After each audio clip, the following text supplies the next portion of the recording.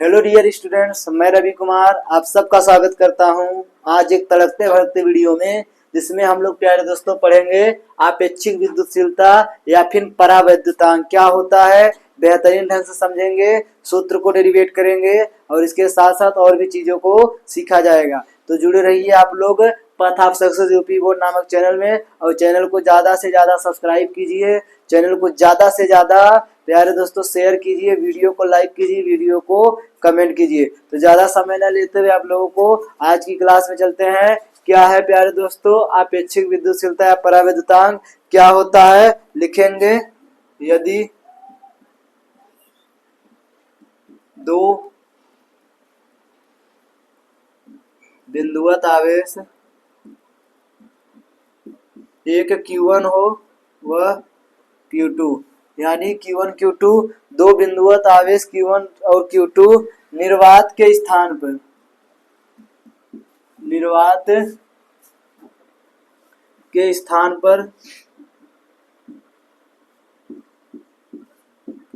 पर किसी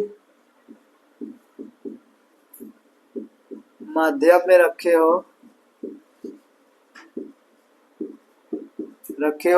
क्या लिखेंगे प्यारे दोस्तों, यदि दो बिंदुवत आवेश Q1 Q2 निर्वात के स्थान पर किसी माध्यम में रखे हो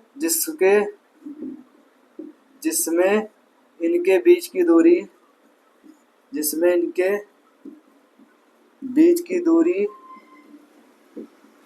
r मीटर हो तो इनके बीच लगने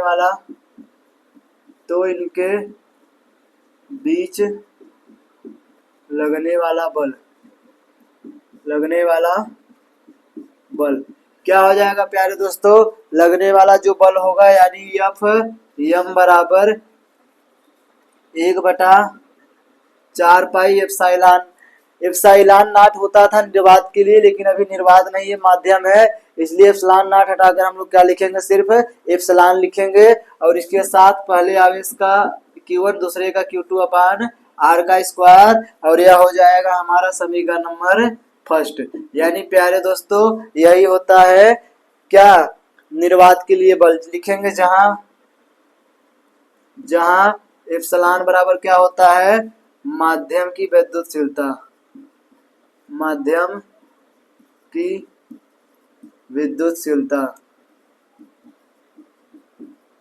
और हमें पढ़ना है प्यारे दोस्तों, हमें पहुंचना है आपेक्षिक विद्युतशीलता, यानी आपेक्षिक विद्युतशीलता क्या होती है। निर्वात के लिए अगर लिखें, निर्वात के लिए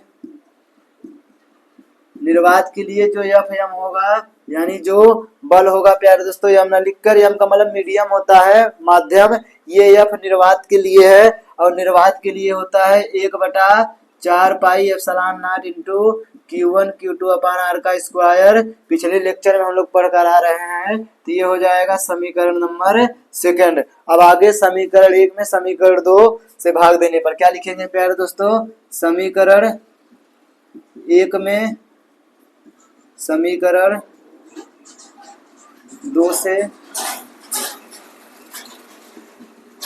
भाग देने पर क्या लिखा जाएगा प्यारे दोस्तों, लिखेंगे समीकरण 1 में समीकरण 2 से भाग देने पर। तो यहाँ आएंगे, इस तरफ देखेंगे थोड़ा, जब भाग दिया जाएगा तो समीकरण 1 है हमारा एम बराबर 1/4 पाई एप्सिलॉन भर और इंटू Q1 Q2 अपान r का स्क्वायर। और समीकरण 2 क्या है, समीकरण 2 है एफ बराबर 1/4 pi epsilon naught into Q1 Q2 अपान r का स्क्वायर।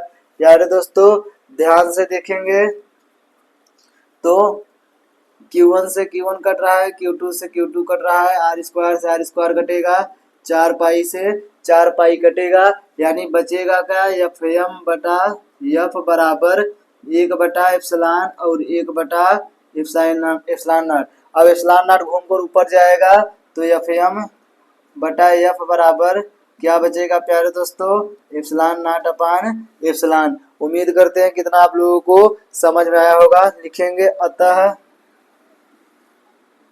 अतः क्या लिखेंगे प्यारे दोस्तों, इसे कहेंगे माध्यम की विद्युतशीलता, माध्यम की विद्युतशीलता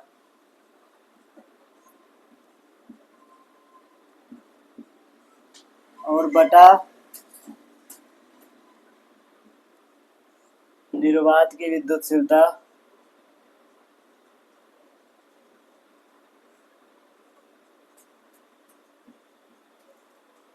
क्या लिखेंगे प्यारे दोस्तों, लिखेंगे माध्यम की विद्युतशीलता बटे निर्वात की विद्युतशीलता। मिस्टेक होगा थोड़ा क्या मेरे बच्चों, देखते हैं ध्यान से। 1 बटा एप्सिलॉन नॉट होगा और 1 बटा एप्सिलॉन, ये ऊपर चला जाएगा, यानी यहाँ रहेगा प्यारे दोस्तों निर्वात, यानी निर्वात की विद्युतशीलता बटा माध्यम की विद्युतशीलता। और यह बराबर होगा किसके, आपेक्षिक विद्युतशीलता के, आपेक्षिक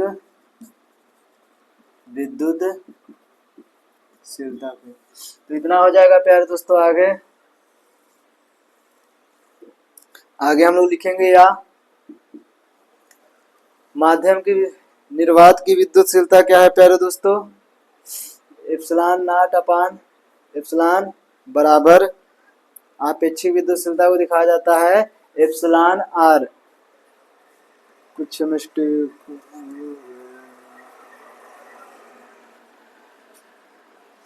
या फिर थोड़ा सा कुछ मिसप्रिंट हो रहा है प्यारे दोस्तों, क्या मिसप्रिंट हो रहा है ध्यान से देखेंगे तो यह हो जाएगा समीकरण 1/4 pi epsilon naught Q1 Q2 upon r का स्क्वायर, और समीकरण 2 1/4 pi epsilon naught Q1 Q2 upon r का स्क्वायर। समीकरण 2 में अगर भाग देंगे, हाँ यहाँ रहेगा प्यारे दोस्तों, थोड़ा सा मिस्टेक हो गया, बाकी सब सही है। 2 में 1 से भाग देंगे तो ये हो जाएगा F बटा Fm, F बटा क्या हो जाएगा प्यारे दोस्तों, Fm, और इधर हो जाएगा एप्सिलॉन नॉट और इधर हो जाएगा एप्सिलॉन, यानी ये हो जाएगा एप्सिलॉन नॉट और ये हो जाएगा एप्सिलॉन, और जब हल होगा तो ये हो जाएगा एप्सिलॉन, ये हो जाएगा एप्सिलॉन नॉट, यानी यहाँ आ जाएगा प्यारे दोस्तों, यहाँ आ जाएगा माध्यम और यहाँ आ जाएगा निर्वात। और आगे यह हो जाएगा F, यह हो जाएगा Fm, यह हो जाएगा F, यह हो जाएगा Fm। आगे करेंगे तो क्या आ जाएगा प्यारे दोस्तों, माध्यम की विद्युतशीलता बटा निर्वात की, यानी एप्सिलॉन आर बराबर एप्सिलॉन आर।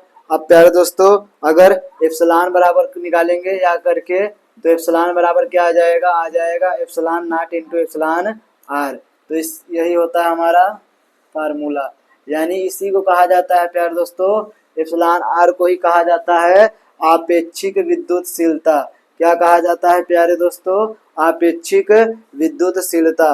अब एप्सिलॉन का मान हम लोग उठाकर समीकरण 1 में रखेंगे, किस में रखेंगे, समीकरण 1 में। तब तक आप लोग इसको उतारिए, फिर यहाँ लिखा दिया जा रहा है, लिखेंगे एप्सिलॉन का मान समीकरण 1 में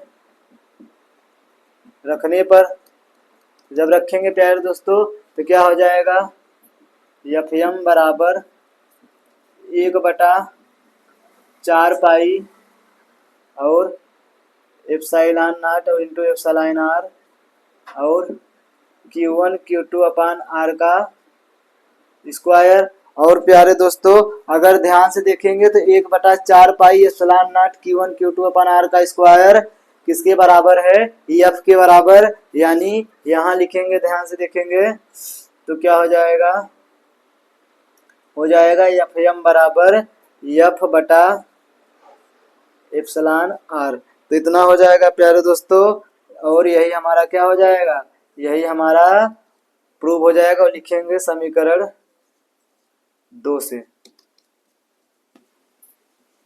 समीकरण 2 से एफ की जगह 1/4 pi epsilon naught Q1 Q2 upon r का स्क्वायर रख दिया गया। तो यही संबंध होता है प्यारे दोस्तों आपेक्षिक विद्युतशीलता या फिर परावैद्युतांक में, यानी परावैद्युतांक माध्यम यानी किसी माध्यम में लगने वाला बल, निर्वात में लगने वाले बल और प्यारे दोस्तों आपेक्षिक विद्युतशीलता के अनुपात के बराबर होता है। तो आप लोग ज्यादा समय न लेते इसको उतारिए, फिर आगे की ओर हम लोग बढ़ते हैं। एक बार और समझा दिया जाता है प्यारे दोस्तों कि यदि दो बिंदुवत आवेश Q1 Q2 निर्वात के स्थान पर किसी माध्यम में रखे हो तो इनकी बीच दूरी अगर r हो तो जो बल लगेगा वह Fm बराबर 1/4 pi epsilon Q1 Q2 upon r का स्क्वायर होगा, जहाँ एप्सिलॉन क्या होगा माध्यम की विद्युतशीलता। और निर्वात के लिए सभी बच्चे पढ़े कि F बराबर 1/4 pi epsilon naught Q1 Q2 upon r का स्क्वायर होता है। समीकरण 2 में समीकरण 1 से भाग देंगे तो समीकरण 2 हमारा ऊपर लिखा जाएगा, समीकरण 1 नीचे। 4 पाई से 4 पाई कटेगा, Q1 से Q1 कटेगा, Q2 से Q2 कटेगा। क्यों कटेगा? क्योंकि इसको जब ऊपर ले जाएंगे गुणा हो जाएगा तो ये ऊपर चला जाएगा, ऊपर वाला नीचे चला जाएगा। तो Q1 से Q1, Q2 से Q2, आर स्क्वायर से आर स्क्वायर, 4 पाई से 4 पाई, यानी 1/एप्सिलॉन नॉट बचेगा और 1/एप्सिलॉन ये ऊपर जाएगा पलट के, तो एप्सिलॉन नॉट। और इसे हम लोग पढ़ेंगे माध्यम की विद्युतशीलता बटा निर्वात की विद्युतशीलता, यानी माध्यम की विद्युतशीलता और निर्वात की विद्युतशीलता बराबर होता है आपेक्षिक विद्युतशीलता, यानी एप्सिलॉन और एप्सिलॉन नॉट बराबर क्या होता है एप्सिलॉन आर। एप्सिलॉन बराबर निकालेंगे तो एप्सिलॉन नॉट अपन आर आएगा और इसको उठाकर समीकरण हम लोग 1 में रख देंगे प्यारे दोस्तों। तो Fm बराबर बनेगा और Fm बराबर समीकरण 2 से जब मान रखेंगे तो F की जगह रख देंगे तो F बटा एप्सिलॉन नॉट आ जाएगा। तो यही हमारा अपेक्षिक विद्युतशीलता होती है। तो आप लोग तुरंत इसको उतारेंगे, फिर आगे की टॉपिक की ओर बढ़ेंगे।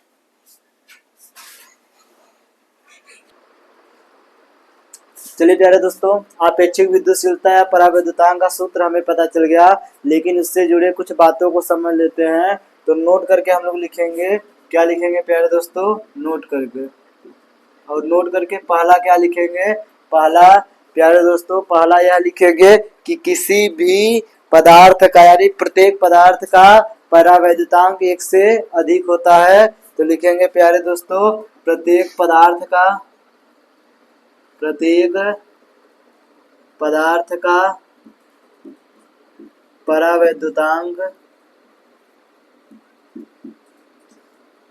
परावैद्युतांक 1 से अधिक होता है।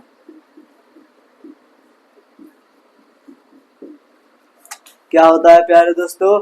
यानी चाहे जो पदार्थ रहे, अगर उसका पदार्थ का परावैद्युतांक पूछेगा तो वह 1 से अधिक होगा। जैसे पूछ सकता है कि बताइए पदार्थ का परावैद्युतांक कितना होता है? 1 होता है, 1 से कम होता है, 1 से अधिक होता है, या कोई नहीं। तो कितना होता है प्यारे दोस्तों? 1 से अधिक होता है। यह MCQ वाला प्रश्न बनने के चांस रहते हैं। अगला क्या होगा प्यारे दोस्तों? अगला होगा कि धातुओं का परावैद्युतांक अनंत होता है। क्या लिखेंगे प्यारे दोस्तों? धातुओं का परावैद्युतांक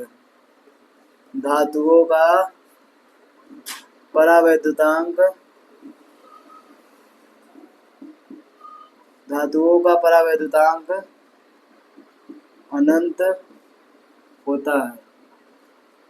यानी इसको समझेंगे प्यारे दोस्तों, अगर कोई धातु है, धातु तो आप लोगों को पता होगा, अगर कोई धातु है तो धातु का परावैद्युतांक अनंत होता है, यानी इनफाइनाइट होता है। 1 से अधिक का मतलब ही होता है अनंत ही होता है। अगला तीसरा क्या होगा? तीसरा होगा माध्यम की उपस्थिति में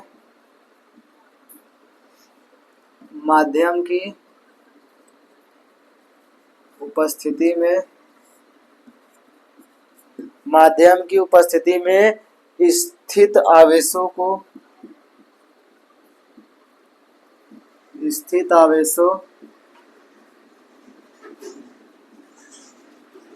स्थिर आवेशों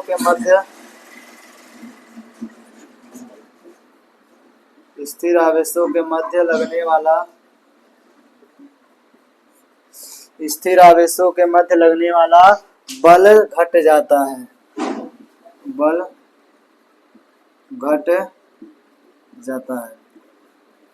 यानी क्या लिखेंगे प्यारे दोस्तों? माध्यम की उपस्थिति में स्थिर आवेश के बीच अगर बल लग रहा है। अगर कोई माध्यम है तो माध्यम की उपस्थिति में जो बल लगेगा वह घट जाएगा। इसका मतलब यह है कि अगर निर्वात है तो निर्वात में अधिक बल लगेगा और माध्यम में कम बल लगेगा। तो यह तीनों नियम होते हैं परावैद्युतांक से जुड़े। तो इसको आप लोग पढ़ेंगे, फिर हम लोग आगे कूलाम के नियम की सीमाओं के बारे में जानकारी लेंगे। और अगले क्लास में आप लोगों को अध्यारोपण का सिद्धांत पढ़ाया जाएगा। इम्पोर्टेंट टॉपिक है, ऐसे चलता रहेगा प्यारे दोस्तों। बेहतरीन टॉपिक और डेरिवेशन आप लोगों को कराया जाएगा। तब तक आप लोग इसको नोट कर लीजिए।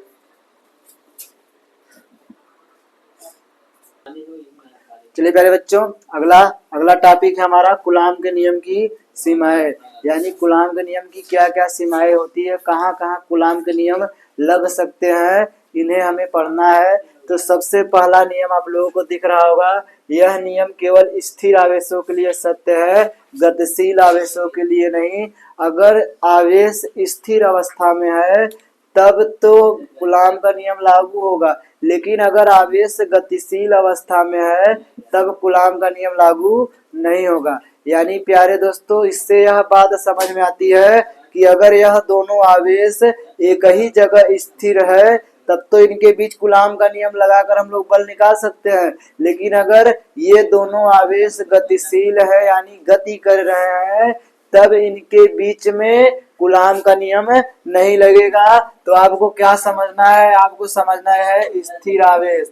यानी जब आवेश स्थिर हो तब तो कूलाम का नियम लगाया जा सकता है, लेकिन जब आवेश गतिशील हो तब कूलाम का नियम नहीं लगाया जाता। तो यह होता है कूलाम के नियम की पहली सीमा। अगला, यह नियम केवल बिंदु आवेशों के लिए सत्य है। यानी आवेश में भी कौन सा आवेश रहना चाहिए प्यारे दोस्तों, बिंदु आवेश। बिंदु आवेश का मतलब होता है छोटे छोटे आवेश। बहुत बड़ा आवेश अगर रहेगा तो वहां कूलाम का नियम नहीं लगेगा। कूलाम का नियम सिर्फ बिंदु आवेशों के लिए लगता है। तो उम्मीद करते हैं कि आप लोगों को समझ में आया होगा बिंदु आवेश क्या है। कोई आपसे पूछ लेगा कि बताइए बहुत बड़ा आवेश है, क्या उसमें कूलाम का नियम लगेगा, तो आप लोग बताएंगे नहीं, कूलाम का नियम सिर्फ बिंदु आवेश के लिए लगता है, बिंदु आवेश को छोड़कर और आवेश यानी बड़े आवेश के लिए नहीं लगता। अगला यानी तीसरा है, यह व्युत्क्रम वर्ग के नियम का पालन करता है। यानी कूलाम का नियम व्युत्क्रम के वर्ग का नियम का पालन करता है। जैसे F बराबर हम लोग जानते हैं 1/4 pi epsilon naught into Q1 Q2 अपान R का स्क्वायर होता है। अगर इन सब को नियत कर दिया जाए तो F व्युत्क्रमानुपाती 1/R स्क्वायर होगा। इसी को कहा जाता है व्युत्क्रम वर्ग का नियम। यानी दूरी का वर्ग है जो बल के व्युत्क्रमानुपाती है। यानी आवेशों के बीच जितनी अधिक दूरी रहेगी उनके बीच बल का मान उतना ही कम लगेगा प्यारे दोस्तों, और जितने ही आवेशों के बीच कम दूरी रहेगी बल का मान उतना ही अधिक लगेगा। यानी अगर ऐसे दे दिया जाए कि दो आवेश है, इनके बीच में 4 मीटर का दूरी है और एक अन्य दो आवेश है जिनके बीच 8 मीटर की दूरी है, तो बताइए ए और बी में किसमें अधिक आकर्षण या प्रतिकर्षण बल लगेगा। तो आप लोगों को पता होगा कि जो कूलाम का नियम हो या व्युत्क्रम वर्ग के नियम का पालन करता है, जिससे यह पता चलता है अगर आवेशों के बीच की दूरी ज्यादा है तो बल कम लगेगा और अगर दूरी कम है तो बल ज्यादा लगेगा। यहाँ पर दूरी 4 मीटर है, यहाँ पर 8 मीटर है, तो बी वाले में ज्यादा दूरी है तो कम बल लगेगा और ए वाले में कम दूरी है तो ज्यादा बल लगेगा। यानी हम लोग तुरंत बताएंगे कि हमारा आंसर ए होगा, ए वाले में बल ज्यादा लगेगा और दूरी कम है इसलिए। तो ये हो गया प्यारे दोस्तों तीसरा। यानी यह किस वर्ग का नियम मतलब किसका नियम का पालन करता है, कूलाम का नियम, व्युत्क्रम वर्ग का नियम। तो आप लोगों से पूछ सकता है एमसीक्यू में कि बताइए कूलाम का नियम किस नियम का पालन करता है, तो बताएंगे व्युत्क्रम वर्ग के नियम का। आगे प्यारे दोस्तों अगला है, यह नियम 10 की पावर -5 मीटर से कम दूरियों पर लागू नहीं होता। यानी कहने का यह तात्पर्य है कि दोनों आवेशों के बीच न्यूनतम दूरी 10 की पावर -15 मीटर होना चाहिए। 10 की पावर -15 मीटर से अगर कम है तो उनके बीच में कूलाम का नियम लागू नहीं होगा। आगे कह रहा है यह नियम केवल अधिक दूरियों के लिए सत्य है। किसके लिए सत्य है प्यारे दोस्तों? अधिक दूरी, यानी ज्यादा रहेगा 10 की पावर -15 से, यानी इतनी दूरी से कम रहेगा तो नहीं लागू होगा, इससे ज्यादा रहेगा तभी लागू हो सकता है। यानी अगर आप लोगों से कह दिया जाए कि दो आवेशों के बीच की दूरी 10 की पावर -19 मीटर है तो क्या इनके बीच कूलाम का बल लगेगा? तो आप लोग तुरंत जवाब देंगे नहीं, हमें कूलाम के नियम की सीमाएं पता है। तो हम लोग जानते हैं कि कूलाम का नियम 10 की पावर -15 मीटर की कम दूरी से नहीं लागू होगा, यानी नहीं लगता है। तो यह होता है कूलाम के नियम की सीमाएं। तो आज के लिए बस इतना ही प्यारे दोस्तों, आप लोग इसको उतार लीजिए बेहतरीन ढंग से। अगले क्लास में हम लोग अध्यारोपण के सिद्धांत को समझेंगे, फिर उसके अगले क्लास में विद्युत क्षेत्र को समझेंगे, और फिर अगले में अच्छी स्थिति निरक्षीय स्थिति को समाप्त करके इस पाठ को खत्म कर देंगे। तो ज्यादा समय आप लोगों को नहीं लिया जाएगा, तो आप लोग इसको उतारिए, धीरे धीरे तैयारी को करते रहिए प्यारे दोस्तों। जरूरत पड़ी तो अनुसार चला दिया जाएगा आप लोगों को, इम्पोर्टेंट टॉपिक आप लोगों को करवा दिया जाएगा।